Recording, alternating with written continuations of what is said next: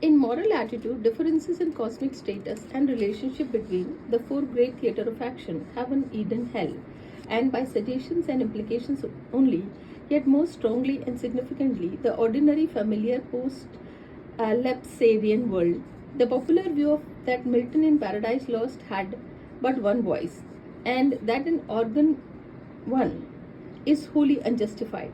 No epic poet was a master of such a variety of style as Milton, and the variety with which he could use English heroic verse without time, as he called in the preliminary note on the measure in which he somehow unnecessarily attacked rhyme and sees himself as a recovering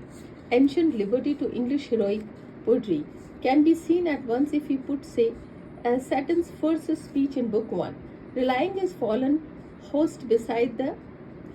trance-like nightmare tone or even description of a dream to Adam, Book 5, and then turn to God's gentle teasing of Adam about his desire for a male mate in Book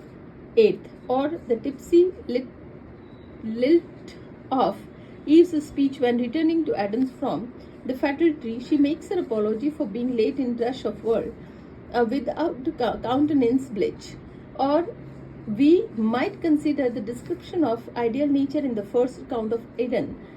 in Book 4. The primal courtesy of the Adam and Eve mutual talk before the fall, and simplicity and freshness of his speech in Book 4. Beginning, sweet is similar to the gentle penitential tone of her speech in Book 9. Forsake me not thus, Adam, and in which the moral recovery of the pair began. As for Milton's epic simile, often considered as merely elaborate poetic exercise, these have an important function in the poem as provided an only link between cosmic scenery and of epic and world of ordinary man in their day-to-day activity throughout of the history and geography. Milton's statement of his theme at beginning of Book 1 not only follows epic precedent in making such an opening statement of also and remarkably sustained verse paragraph, indicates the ambitious and